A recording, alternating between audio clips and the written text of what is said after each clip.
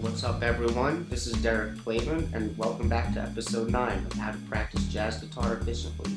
I'd like to begin, like I usually do, by saying that if this is the first video that you've ever seen on this channel before, I'd recommend that you go back to episode 1 and watch this in order, because that's how you're going to get the most out of these videos. It's kind of like a course that's unfolding before your eyes. Unless, of course, you're watching these videos much later, but I digress.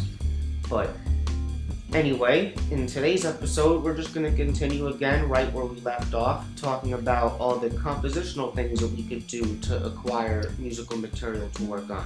And I want you to keep in mind that the stuff that I'm going to be talking about today will be the last stuff that I talk about that are things that you could do to help derive more linear types of melodies or single note melodies. And obviously there's endless things that you can do compositionally to help produce an idea or to contribute to produce an idea. But these are the things that I discussed already, primarily transcription, contrafacts, and the stuff I'm going to talk about today.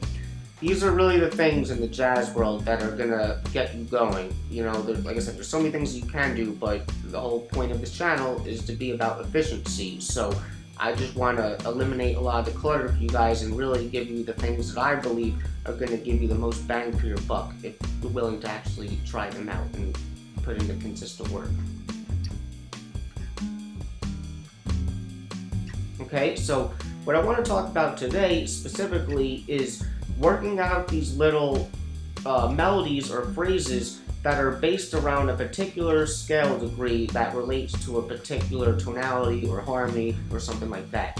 And the reason why this type of work could be really helpful for you would be, basically to help break you out of this way of thinking where you're always thinking about, what scales or arpeggios to play over the harmony, and to get you thinking in a more musical way where you're considering the phrase or the music first. I think a lot of people who are trying to learn how to play this music or even just improvise in general, they are so into the chord scale type of thing, and it's tricky because I don't even think the chord scale thing is incorrect. There's nothing incorrect about it, theoretically speaking. It's just that it's not the answer to how you improvise or how you play this music or anything like that. And I have another metaphor for you guys, but this thing that I like to say that I think proves the point in a funny way, where, let's say you were thinking about something like a blue shirt, okay? When I'm talking about harmony, I often think that the harmonic component of music is responsible for what you may relate to, like the color, the flavor, the taste, or the mood of the music, basically. That's like what the harmony is, okay? So to say like that, knowing all that stuff is what you need to know, like that's the toolkit to producing music, basically, is like basically saying that if you were talking about the blue shirt, that the color blue, or the blue is the shirt. But obviously the blue is not the shirt. The shirt is the shirt. The blue is just a descriptive quality of that shirt. But it has nothing to do with the actual substance of what the shirt is, So the question becomes, well, what is the shirt then musically? The shirt to me would be stuff like the phrasing, the rhythm, the dynamics, the actual tone or timbre of the instruments involved or whatever, because that's the actual substance of what this art actually is. It's the sound, happening over time. And the harmony is really just ethereal, and obviously it's important, and obviously when things are in harmony, musically speaking, it sounds good to our ears, and you need to know this stuff. But I just think it's really crucial to understand that thinking about things primarily in a harmonic kind of framework will not give you musical results, typically speaking, if that alone is what you're primarily thinking of, okay? So by taking the time to do something like this, where you're working out multiple little phrases based around each degree of the scale relating to a tonality, now you give yourself multiple viable choices of something that you can potentially play over that tonality that sound legitimate and musical. And not only that, but depending on how much you know about harmony, these types of phrases will also have other applications, because oftentimes the phrases that you learn that you're originally associating and learning as relating to a particular harmony can also be played over other types of harmonies if you know how to do that. So of course you gotta learn that, and I'm gonna show you some of that stuff in future videos, but that's why it's really important to get some phrases into your vocabulary, as obvious as that sounds. And you know, I think it's crucial to be honest with yourself in terms of where you're really at with this stuff, because I think a lot of times certain people are discouraged away from doing this type of work, again, because of what they think jazz is, and they think that if they're just working on pre-practiced licks or something like that, it doesn't sound pretty when you word it like that, and it just sort of seems like this slick, crafty thing that you're doing to fake it. But if you do enough of this work, eventually the spontaneity will come out where you're actually spontaneously producing phrases that are on the same level of the stuff that you originally composed and took the time to work out and get into your playing. Okay, so don't be afraid to do this kind of work. Another good thing about doing this type of thing is that when it comes to playing, a tune or taking a solo on a tune, a very common good piece of advice that people say is to take a solo or play things based off of the melody of the tune, or they say let the melody be your guide, and I couldn't agree more. However, obviously there are many examples throughout the history of jazz that I can name, that I won't, but are good examples of undeniably great solos that don't do this at all, but that doesn't mean that you don't want to neglect, playing off the melody and working on doing that type of thing. So by having different phrases that are built off of each degree of a scale, if you look at a particular melody of a tune, you can see what the important melodic notes are at that particular phrase. And when you go to take a solo, you can play phrases that are based around those same melodic notes. And if you do that, and I'm going to demonstrate this later in the video, it'll produce a real nice effect where it actually sounds like you're playing the song even though you're taking a so-called improvised solo. Alright, and before we get into some of my playing, I'm just going to show you an example from Miles Davis that I really like. This Miles is he's a great example of someone who has these phrases where he really makes the important melodic notes stand out clearly, and the other notes can be seen as almost like rhythmic filler that are still important. But I always like to show this example from his solo on 81, which is written by Ron Carter and off of Miles's ESP album. The line is this one.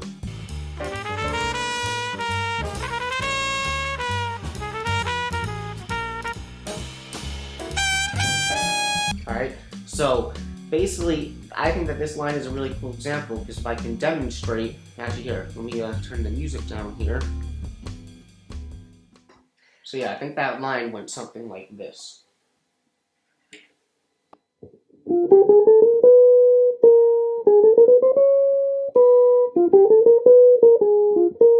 Something like that.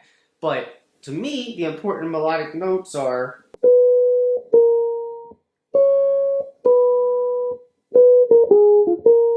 what I mean?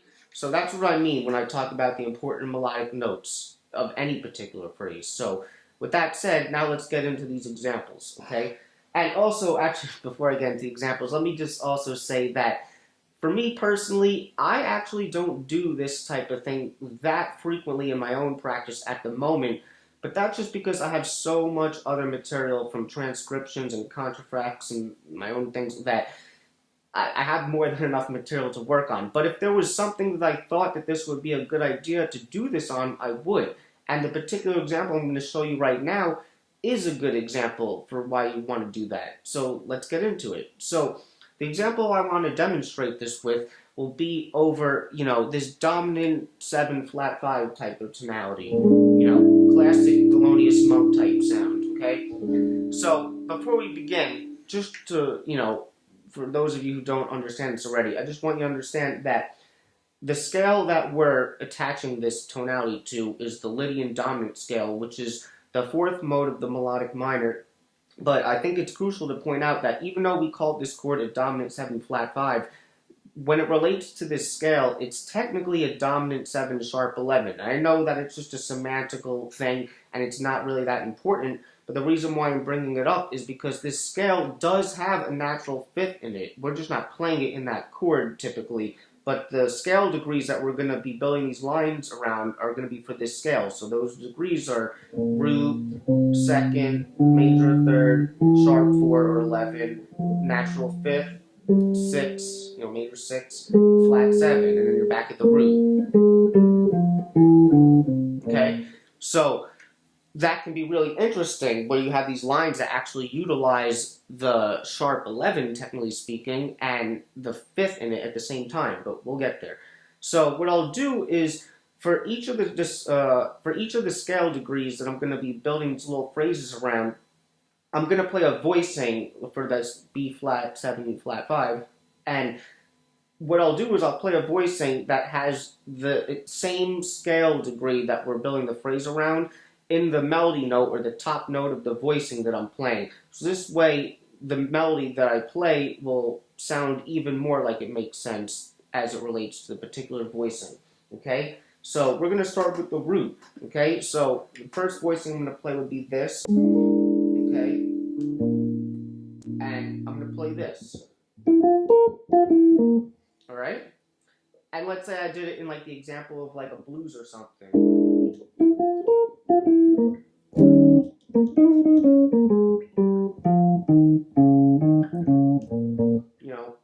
Alright, let's move along. So the next one would be the 9 or the 2. So I might play this little dominant flat 5 with a 9 type thing. And the phrase would be this.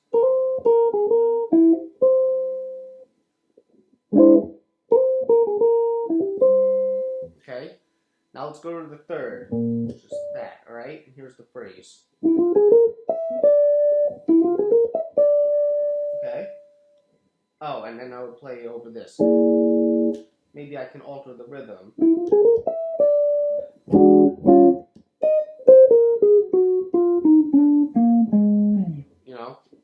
Okay, moving along. So now we're going to play the actual sharp 11, so we can use the stock voicing.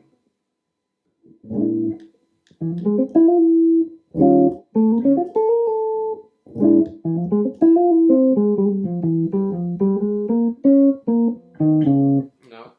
Okay, now we're going to go to the fifth. Alright, so I'm going to play this little shape. And this is cool because this has the sharp 11 and the natural fifth in the voicing.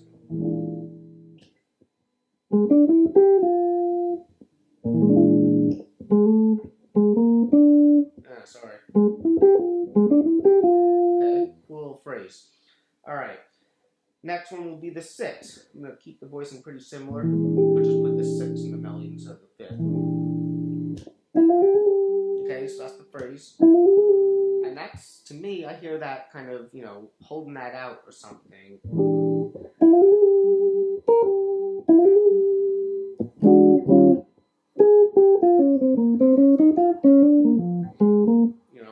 Just improvising, Okay, so last one will be the 7th, okay? So I'll play a little voicing like this.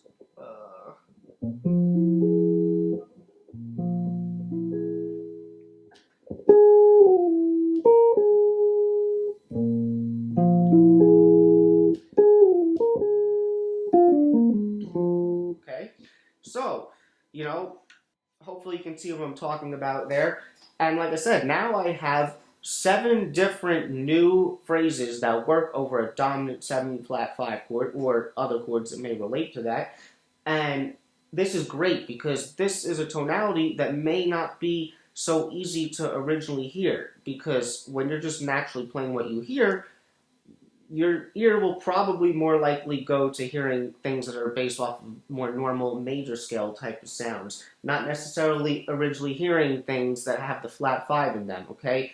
So by working these things out, you're kickstarting your ears in terms of hearing the flat 5 more confidently, okay? Now the next little example, and with all that, if you like that stuff, that'll all be available on my website and on Patreon. The link will be in the description if you'd like to purchase it. You'll get all 12 of those for the same purchase. Alright, and now this next example, this is going to be a quick thing, but I'll put this one in for free. And I just want to use this example to point out the thing that, obviously we can build phrases based around each of these different scale degrees that relate to a tonality and the scale that relates to that tonality. But if you're doing this type of work and the whole goal of this is to produce little phrases that are actually musical, you can see that you don't even have to restrict yourself to the 7 notes of that tonality or scale. You can even build phrases that bring out notes that are not in the scale. So to give you an example, let's say I have like an A Dorian type of tonality,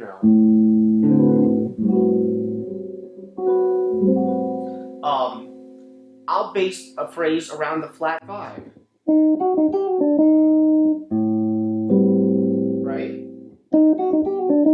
Now, before anyone wants to get technical, yes, I know that there are modes like the Dorian flat 5. That is the second mode of the harmonic major scale. And you could technically say, oh, well, aren't you using this? Maybe. But again, that's why this whole chord scale stuff doesn't even matter. Because if I just thought about that, I would never even derive the same phrase. Okay? You don't need to think about any of that stuff.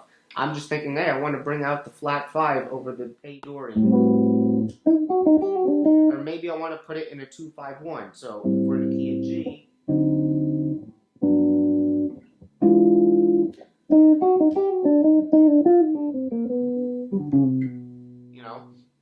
so things like that. Alright, so now I'm going to demonstrate one more example for you of why this can be beneficial, and I'm going to show you what I was talking about before, where I'm going to play one A section of Autumn Leaves, and all the little phrases, and I'm going to have the PDF available again in my website, link in the description, and on Patreon also, where I'm playing one A section of Autumn Leaves, and all the phrases that I'm playing in each measure are based around the same melodic notes that are the strong melodic notes in the melody, which are usually like thirds and seven, the chord tones and whatnot. And this will all be labeled in the PDF if you choose to look at it. But yeah, let me demonstrate this for you, and I'm just going to count it off and play it, alright? So, 1, 2, 1, 2, 3, 4.